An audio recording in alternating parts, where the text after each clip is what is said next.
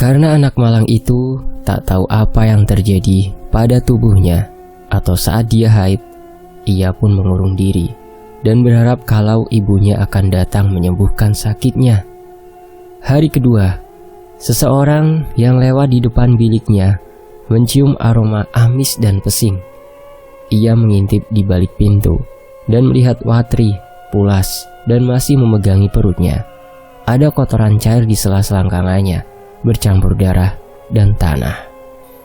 Rasanya, melihat kondisi Watri seperti melihat kerbau mandi di dalam lumpur. Sangat bau dan menjijikan. Watri, Mustafa memeriksa keadaan sekeliling ruang. Ia merasa gelisah, takut diadili, dan takut kena imbas fitnah jika sampai si gila itu mati. Tapi kalau bukan dirinya, siapa lagi yang ingin peduli pada orang seperti Watri? Mustafa, lelaki berusia 16 tahun kala itu, yang dipekerjakan Purmani sebagai penebang kayu di pondok itu, terpaksa memanjat ventilasi. Dengan suara bergetar ia memanggil nama Watri sebanyak 2 kali, tapi tak ada respons. Mustafa mengira anak itu bunuh diri. Ada kain jarik baru yang melilit tubuhnya. Mustafa tersentak dan menggigil. Berulang kali ia beristighfar karena menyaksikan tubuh Watri seperti tak bernyawa lagi di atas tumpukan urin. Karena takut, ia pun berlari tanpa menengok lagi ke belakang. Potong uak diselam ceritakannya, kalau di dalam bahasa Jawanya seperti ini. Amarga wedi, dekne mlayu, gak niliki neng buri. Ya, seperti itulah kira-kira ya. Dan esok harinya Mustafa tak menemukan Watri di biliknya. Ternyata anak itu ikut mencuci kain kotornya di sungai bersama Kemala dan rombongan santri lainnya. Cerita Uwak sangat persis dengan apa yang disampaikan oleh kakek Suko. Watri awalnya dikabarkan mati tenggelam bersama Kemala, tapi jasadnya tidak ditemukan. Polisi dan tentara saat itu berkumpul di titik kecelakaan sungai. Sungai tempat Watri dibuli, awalnya dicemooh, dilempar, dan diejek, hingga dituduh menenggelamkan Kemala. Kemala tewas terseret arus, disaksikan kawan-kawannya. Watri awalnya ingin menolong Kemala dan kain mukenahnya yang hanyut. Tiba-tiba ikut terseret arus sampai ia kehabisan tenaga. Para kawannya panik dan peduli hanya pada Kemala, tanpa mempedulikan Watri juga yang dalam bahaya. Untungnya Watri bisa berhasil lolos. Sayangnya ia tak tahu jalan kembali. Ia terbawa jauh dari lokasi dan asal melangkah saja ke hutan. Tanpa sepengetahuan santri lain, ia pergi mendiamkan diri. Lalu orang-orang berasumsi jika Watri hanya berniat kabur karena bersalah atas kematian Kemala. Kemala tewas dan si gila hilang, mengundang banyak perhatian masyarakat. Seluruh santriwati dikumpulkan untuk dimintai keterangan. Kakung yang mendengar kabar itu terpukul. Ia sebagai pemilik pondok menyerahkan peristiwa itu pada Gus Kafa karena ia masih diasingkan jauh ke Sebahlitan. Makanya ada yang dipekerjakan Rodi di Bukit Darah atas permintaan keluarga Kemala dan pondok. Hukuman dan penyiksaan itu berlanjut. Pohon pisang ditebang hampir seluas desa Siliwangi. Pohonnya habis digunakan untuk alat penghukum santri-santri yang ikut terlibat saat itu. Santri dipaksa menghancurkan batang pisang dengan tangannya sendiri. Itu semua karena tak ada yang berhasil menemukan Watri sebagai pelaku utama selama berminggu-minggu. Ada satu dari mereka tewas sebelum tewas terbakar di malam jurit, juga sakit karena kelelahan. Banyak pula dari mereka kabur, tapi ditangkap oleh penjaga pondok. Mereka mati jika pergi, juga mati jika kembali. Aturan pondok sangat ketat dan keras, apalagi Kakung sedang menjalani pengasingan diri. Kuku terkelupas karena jari-jarinya berusaha membuat pohon pisang itu jatuh dari gantungan. Darah dari jari mengucur deras, keringat habis terkuras. Bau pesing bercampur amis dan peluh memenuhi lapangan pondok. Tapi penyiksaan itu tak bisa dihentikan karena guru menutup mata. Katanya itu konsekuensi di pondok. Daripada hukum cambuk hingga keluarga Kemala mau memaafkan. Dan kedatangan Watri secara tiba-tiba menggemparkan seisi pondok. Watri ternyata masih hidup. Banyak yang mendoakan Watri segera pulang. Banyak juga yang mengharapkan Watri mati dimakan hewan buas. Gara-gara ia, semua orang kena imbasnya. Disuruh kerja rodi, dihukum berhari-hari sampai tubuhnya kurus. Polisi tak bisa mengumpulkan bukti penyebab kematian Kemala, apalagi memenjarakan Watri karena ia bukan orang waras. Seluruh isi pondok yang menaruh dendam sejak kehadiran Watri dan semakin mengobarkan dendam amarah. Berasumsi kalau Watri itu pembawa sial. Berpikir kalau Watri anak haram yang tak jelas asal-usulnya. Suatu hari Watri bangun karena sudah sangat lapar. Tengah malam, ia keluar mengendap menuju dapur. Kain yang menyumpal tubuhnya masih melilit. Ia terpaksa mencuri sayur. Mirisnya, ia hanya mendapat sisa air buntil di wajan raksasa. Tiba-tiba tak sengaja wajan itu tertumpah. Akhirnya ia ketahuan. Dini hari hingga pagi Watri disiksa oleh Pormani sebagai guru bina di pondok. Uwak Joko membenarkan mimpi suramku. Ya, semuanya. Semua kejadian di mimpiku sama seperti yang Uwak ceritakan padaku hari itu. Email lihat di mimpi itu seperti ada dua orang, Wak. Mereka menyeret Watri sepanjang 50 meter. Wajahnya dan tubuhnya sudah kurus, mulutnya penuh air liur, terangku. Email lihat dari kelas ia disiksa. Mulutnya dimasukkan api, dari pemantik sampai menetes darah. Giginya bergemeletuk kepanasan, lalu ia diseret keluar sampai ke lapangan. Di lapangan itu Watri diikat tali. Ada seorang wanita yang membawa jeruk. Jeruk itu diperas masuk ke dalam mulut Watri yang berdarah. Ya Allah, Watri meraung kesakitan. Tapi Email melihat Eyang yang masih muda tidak menolong. Eyangku hanya berdiri diam sampai saat Watri terkulai lemas. Lalu Uwak pun melanjutkan jika pagi itu adalah hari terakhir Nirwan melihat Watri di pondok.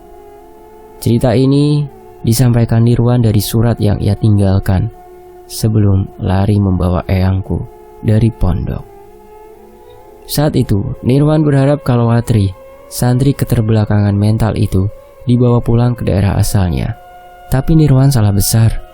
Aku beringsut sembari merogoh kantong baju, membaca sekali lagi isi surat kabar yang mempertontonkan latar waktu kejadian kematian Watri. Sukrawengi, pungkasku. Artinya itu malam Jumat. Wong dhisik percaya, orang dahulu percaya malam Sukra adalah malam yang baik untuk melakukan ritual persembahan tumbal. Tepatnya malam Sukro kedua kali pondok sedang mengadakan jurit malam. Malam saat peristiwa kebakaran pondok yang menewaskan 22 santriwati, termasuk Watri. Watri sudah tak bisa bergerak karena diikat oleh Pormani, suruhan seseorang. Dan mungkinkah Watri sudah beberapa kali mau dibunuh tanpa menyentuh? Semua yang sering ia lakukan pada orang di rumah itu, ia bisa menagih nyawa orang dengan menguasai tubuhnya dulu. Mulut Uwak Joko kini tertutup. Matanya tak lagi bisa menatapku seperti tadi. Saat itu duniaku seolah runtuh. Air mataku menetes lagi. Semakin deras seolah baru saja kembali merasakan peristiwa di masa lalu bersama Watri. Tiba-tiba lelaki tua itu menunjuk tepat di wajah Watri. Leher itu digergaji, lalu ditusuk agar tubuhnya melekat di atas dinding. Astagfirullah, tekan saiki. Sampai kini bukti itu belum ditemukan. Makanya orang menuduh Watri si gila itu pelakunya. Dia membakar pondok dan kawannya lalu gantung diri. Begitu katanya. Di pondok Tholibul Ilmi, sebanyak 21 santri tak bisa diselamatkan dalam peristiwa kebakaran pondok pada pukul 22:03 malam. Menurut saksi mata, Mustafa Jabir, kejadian itu berlangsung hingga pukul 2.40 dini hari, di mana proses ujian tapak suci dan jurit berlangsung. Tapi ia belum bisa memastikan penyebab terjadinya kebakaran itu secara pasti. Mungkin sengaja untuk menghilangkan jejak pembunuhan berencana terhadap salah satu santri, karena jenazah santriwati itu ditemukan dalam keadaan tergantung di atas penyangga dinding. Tangannya diikat menggunakan kain jarik. Lehernya terpaku hingga besi runcing itu menembus dinding kamar. Tegas Derajati, Satgas Polri Siliwangi. Rupanya Watri ditargetkan di hari itu, hari di saat penggelaran jurid di pondok. Tahun ke tahun, tanah itu meminta makan korban, keturunan Laila atau keturunan Tasmira. Apabila tanah sengketa itu balik nama pada Raden Purnomo, maka keturunan Eyang selanjutnya yang akan memberikan tumbal. Uwak tak tahu bagaimana bisa Eyang dan Kakung menikah setelah api merobohkan pondok. Yang hanya perlu aku tahu, orang tua dan pengasuh rumah Eyang adalah satu di antara banyaknya korban tumbal dari pokok buyutku sendiri. Apakah termasuk aku nantinya? Kue mesti nakoke dewe, Nduk. Kamu mesti cari tahu sendiri. Jika ia tak berhenti menumbalkan orang di rumah itu demi tunduk pada benda keramat, maka ia akan terus menderita. Ia memang tidak akan mati, tapi juga tidak bisa hidup dalam raga yang sehat. Tanyakan apa yang harus kau lakukan sebelum terlambat. Langit gelap saat pintu rumah Wak Joko kutinggalkan. Selain satu-satunya saksi yang aku temui, ternyata beliau juga pernah mengirimi Eyang surat undangan sewaktu anaknya ingin menikah. Undangan itu hampir saja mempertemukan aku dengannya lebih awal, tapi takdir Allah berkata lain. Aku lebih dulu harus menyaksikan Bibi Lija dan Rere menderita dan kehilangan nyawa. Segera kusapu jalan dengan langkah lebar menuju bibir kota. Walaupun perasaanku ragu pulang ke Siliwangi, tapi pikiranku tetap saja tertuju pada kondisi Pak Lek di rumah. Di sisi lain, "Tutup, Lek, bentar lagi hujan kencang," teriak pemilik kios campuran pada seorang anak lelakinya. Teriakan itu membuatku tersadar dan segera mempercepat langkah. Semoga saja Andong masih ada yang beroperasi di jam-jam surup begini. Waktu berlalu dengan segenap upayaku mencari kendaraan. Akhirnya aku bisa melepas nafas longgar karena Andong telah mengantarku pulang dengan sehat walafiat. Saat menengok rumah Eyang, tak ada satupun obor depan menyala. Buru-buru kusodorkan bayaran pada kenek, lantas segera menerobos pagar yang juga terkunci. Tak kuhiraukan lagi teriakan kenek itu yang bertanya ada apa. Dengan hati cemas langkahku mengelilingi rumah hingga ke batas pendopo. "Pak Lek," panggilku. Tak ada sahutan. Suasana lengang membawaku terus menyusuri peta keluar rumah Eyang. "Pak, email pulang, Pak." Keringatku mengucur deras ketika tak kutemukan Pak Lek di mana-mana. Obor yang bertengger di genteng dapur belakang masih pada tempatnya. Pendopo juga gelap gulita. Pintunya tertutup rapat. "Pak Lek!" Aku berlari dengan membawa rasa cemas. Cemas perlahan menjadi ketakutan yang luar biasa. Langkahku terseret dan baru berhenti saat tepat di depan pintu utama. Pintu ternyata terkunci dari luar. Aku berpikir kalau Eyang dibawa pergi dari rumah oleh Pak Lek. Tapi penampakan jendela kaca rumah membuatku terhenti bergerak. Bagaimana tidak? Kaca jendela yang dulunya hanya retak-retak sekarang menjadi bolong. Kepingannya jatuh berserakan ke lantai. Pasti ada sesuatu yang terjadi siang tadi. "Eyang!" Nafasku tertahan. Aku sudah tak peduli suasana rumah yang gelap. Detik itu juga aku terobos jendela dan mencari Eyang di kamarnya. Kamar itu sangat gelap. Lebih gelap dibanding labirin dalam mimpiku sebelum-sebelumnya. Tiba-tiba terdengar ada yang mengendus kencang dari dalam kamar. Begitu pintu terbuka, nampak sesosok bermukena putih tengah berbungkuk sembari menyundulkan kepalanya ke dinding. Lagi-lagi, sikapnya sama seperti ketika Rere bertingkah aneh sebelum meninggal. Aku mendesis. Kusentakan mukena Eyang agar ia berhenti mencelakai dirinya sendiri. Tapi sosok itu seolah menepisku dengan kasar. "Eyang, istighfar!" Tanganku merangkak ke segala arah mencari posisi jidatnya. Suara benturan kepalanya seperti batu yang dijatuhkan ke dalam air. Dengan tangis mulai pecah, Aku memanggil nama Eyang, memintanya mengucap istighfar, memintanya agar segera sadar. Sosok yang kukira Eyang itu terus mendengus panjang. Mendengus, tapi terdengar seperti hewan yang sedang mengorok. Bau pesing dan bangkai datang menyeruak, menusuk hidung, entah dari mana. Detik itu aku baru sadar, bukan Eyang yang ada di depanku, tapi sesosok bangkai. Ketakutan yang menggerogotiku mengalahkan segalanya. Takut jika aku dibunuh pada detik itu juga. Maafkanlah Eyang dan kakungku. Bukan berhenti. Suara dengusan itu semakin meremas tulangku. Tiba-tiba ia menangis merintih, melengking tinggi, seakan memecah gendang telingaku. Suaranya menyayat hati dan menggetarkan seluruh tubuhku. Aku seolah-olah mendengar relaksasi kematian, sama seperti dulu ketika sosok bermukena putih itu menembangkan tembang kuno di sudut kasurku. Nyaris saja aku dulu mati, dijemput oleh setan yang menyerupai wujud ibuku. Anakku sholat, jangan diganggu, jangan dibunuh. Anakku sholat, jangan digorok. Jika mati karena sakit, taruhlah ia di tanah yang layak, bukan di tanah haram. Dek. Kalimat seperti itu terucap. Parau suara sisa teriakannya itu nyaris membuat hatiku tersayat. Luruh air mataku membuat segala pandanganku semakin buta. Sesosok manusia berbalut kain kafan berdiri tepat di depan wajahku. Wajahnya tak lagi terlihat. Mungkin sehitam arang dan sehitam kegelapan rumah Eyang. Sosok bermukena putih yang kukira Eyang ternyata benar jenazah Laila. Laila benar-benar hidup di depanku. Ibunya Watri. Cah Ayu, bisiknya. Laila. Tak. Tiba-tiba sebuah benda menyerang tengkorak kepalaku dari belakang. Jenazah yang berdiri tadi hilang sekejap mata. Tubuhku ambruk karena sakit yang luar biasa. Aku tak tahu siapa yang menusuk kepalaku dengan sebuah benda. Saat itu aku hanya bisa menahan perih dengan penglihatanku.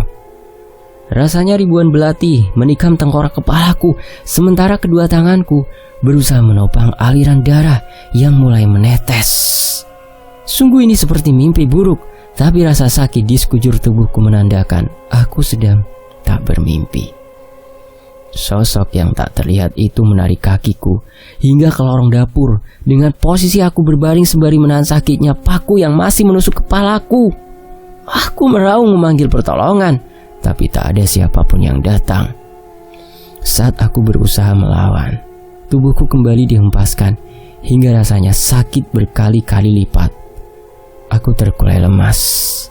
Kedua netraku juga semakin meredup dan aku tak bisa mengingat apa-apa lagi.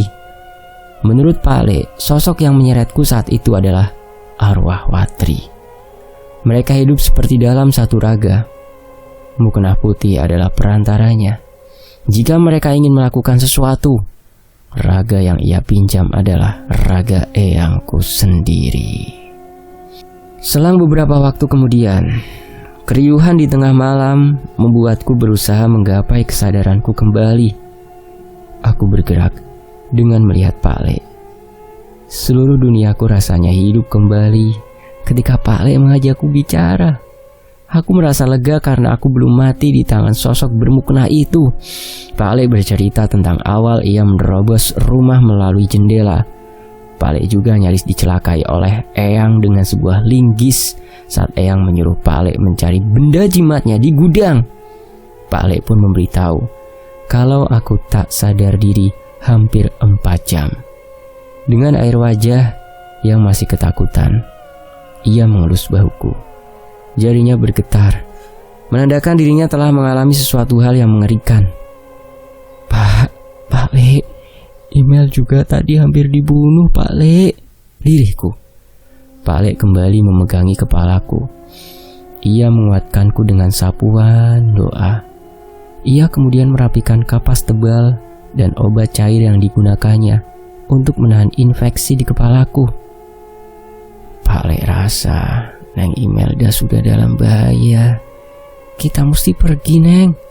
Tapi Pak Le, Eyangku bagaimana, Pak Le? kamu terus nanyain benda jimatnya, Neng. Pak Lek yakin benda keramat yang ia sembah itu hilang. Buhul itulah yang melindungi eyangmu dari teror. Makanya ia enteng-enteng saja tinggal di rumahnya ini, tegas Pak Lek. Lelaki sepantaran ayahku itu berdiri lagi. Buru-buru menarik kursi rotan di sudut kamar kakung, lantas jadikan pengunci pintu. Makanya eyang sakit dan bisa kerasukan karena benda buhulnya itu hilang, tanyaku. Iya, Neng. Apa Den Hasim sudah tahu tentang buhul eyangmu? Benarkah Bang Hasim sudah tahu rahasia eyang selama ini? Dia membuang buhul itu dan berbohong kalau buhul eyang hilang. Kalau iya, kenapa tak beritahu aku langsung? Kenapa? Kenapa dia harus main sembunyi-sembunyi seperti ini? Atau dia memang tak tahu betapa bahayanya buhul itu? Carilah buhul itu, Neng. Tanya abangmu agar pulang dan membantumu. Eyangmu sudah sangat tersiksa. Dia sekarat tapi tak bisa mati, bisik Pak Lek dengan peluh menetes deras. Aku berdiri dengan rasa getir di sekujur tubuhku.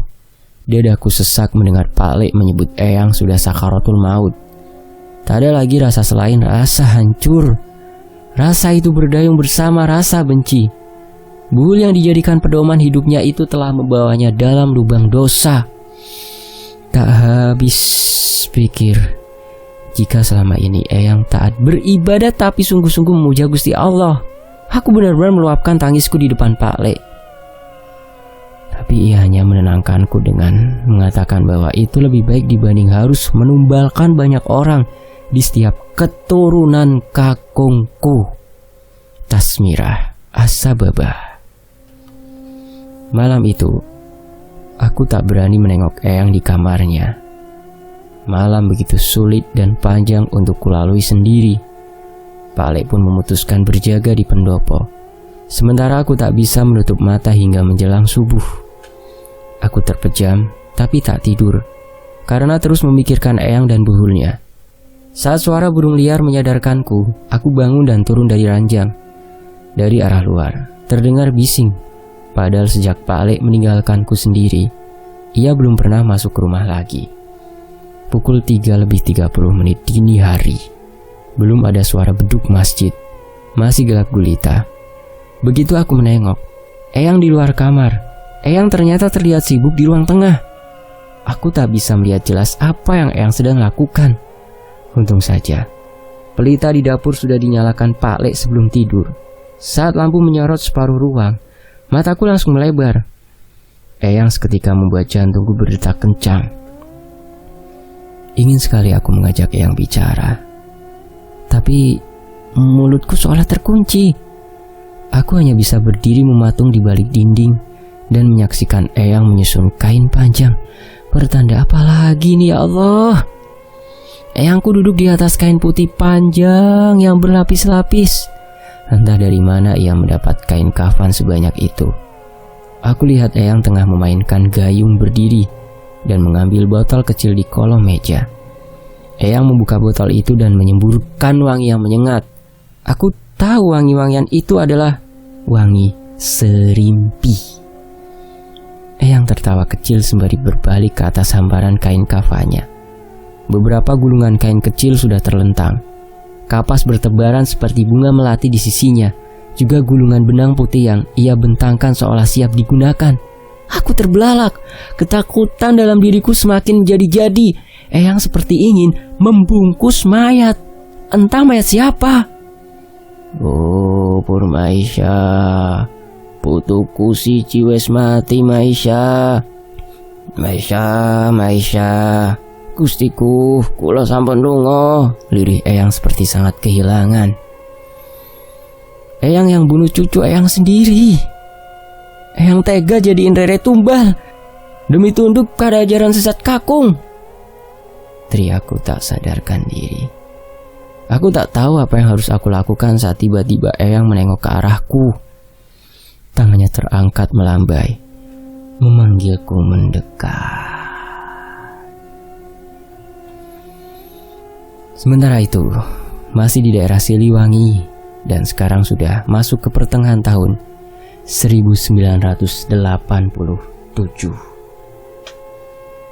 Teriakan kasar dan umpatan dari mulutku sudah di luar kendali. Eyang yang bunuh cucu Eyang sendiri. Eyang tega jadiin Rere tumbal demi tunduk pada ajaran sesat kakung. Seperti itu teriakanku. Saat Eyang tiba-tiba melambaikan tangan kurang dari jarak 2 meter. Sialnya sesuatu seperti magnet menarikku terus mendekat. Eyang masih memakai sanggul dan kebaya. Tapi dirinya sudah bukan seperti layaknya Eyang yang selama ini bersamaku. Dingin menusuk tulang. Begitu Eyang mengelus-elusku dengan mimik wajah datar. Kata Pak Le, Eyangku sudah tak bisa kembali sadar. Begitu seterusnya. Ia menjalani hari yang suram bersama bayang-bayang keluarganya di masa dulu. Hal itu membuat rasa sakit dan kecewaku semakin besar. Aku rasanya ingin menuntut pertanggungjawaban atas kematian kedua orang tuaku. Tubuhku begitu lama semakin ringan. Aku ditidurkan Eyang. Jangan tanya rasanya seperti apa. Sengatan wangi serimpi seperti merobek lubang hidungku kala Eyang mengusap wajahku. Baunya seperti kasturi bercampur kapur barus. Tak ada sahutan. Eyang terus melirih menyebut Maisha dan Santoso. Seolah menderita, seolah sedang mengadukan penyesalan. Jujur ingin rasanya kuhabiskan sisa hidupku untuk membalas kematian ayah ibuku. Tapi aku tak tahu dengan cara apa. Apa aku harus menyakiti Eyang? Apalagi sudah ku tahu yang ada di sini bukan lagi Eyangku. Jiwanya sudah bukan. Jajal ku tersek disek. Kepriye caraku dibungkus yen tubuhku mati. Saat Eyang mulai membaca niat memandikan jenazah, tiba-tiba Pak Lek datang menyoroti ruang dengan sebuah pelita. Aku tersadar dengan sekali tarikan nafas. Pak Lek berlari, lalu menarik lenganku paksa, mendorong tubuh kurus Eyang hingga terbentur di sudut lantai. Coba aku lihat dulu, bagaimana caraku dibungkus kalau badanku mati. Eyang! Sadar Neng, sadar, kata Pak Lek. Mungkin Pak Lek sudah tak sadar sampai ia kalap menamparku sedikit kencang. Aku ditarik menjauh. Suasana pun hening, lalu riuh saat Pak Lek menghujami Eyang kalimat tak pantas. Baru kali itu, Pak Lek meninggikan suaranya. Dia menumpahkan minyak tanah dan sengaja mengempaskan pelita ke lantai, sehingga api di dalamnya membakar separuh kain kafan di lantai. Eyang meraung-raung. Anehnya ia tak memberontak seperti yang sudah-sudah. Eyang hanya menangisi dirinya sembari menyebut nama Purmaisha dan Santoso. Setelah hari itu berlalu, Eyang semakin bertingkah aneh. Aku tak bisa meninggalkan rumah dan meninggalkan Eyang sendiri. Menemui Bang Hasim dan menanyakan Buhul, aku pun belum bisa. Surat yang kukirim minggu lalu, ia belum balas juga. Apa yang terjadi dengannya? Aku tak bisa menerka. Aku hanya punya firasat jika Bang Hasim punya alasan yang kuat kenapa ia tak pernah mau datang kemari. Demi keamanan kami, aku menyuruh Pak Lek agar mengikat Eyang di ranjangnya. Malam harinya, kami angkat Eyang dan kami baringkan di ruang tengah karena aku takut Eyang kesurupan dan mengunci dirinya. Eyang kami tidurkan menggunakan kasur bekas kakung, sementara aku dan Pak Lek tidur tak jauh dari sisinya. Kami harus sabar menghadapi Eyang dan segala tingkahnya yang kadang melewati batas wajar. Jika surup datang dan menjelang malam, rasa takutku juga membesar. Pak Lek harus rutin mengisi jerigen minyak di kampung sebelah, dan ketika Pak Lek meninggalkan rumah, hanya ada aku, Eyang, dan keheningan malam. Bayang-bayang Pak Lek terus mengusik pikiranku yang sering mengingatkanku agar selalu sabar dengan keputusan Gusti Allah. Katanya, Eyangku sudah lama sakaratul maut, tapi Eyang tak bisa meninggalkan dunia dengan beban yang masih merekat di kedua pundaknya, yaitu dosa. Astagfirullah. Rasanya tak ada lagi ketentraman dalam hatiku. Silih berganti rasa cemas dan gelisah datang. Sampai beberapa waktu telah berlalu, aku tetap berusaha sabar dan menganggap Eyang masih bisa bertahan dan bertaubat.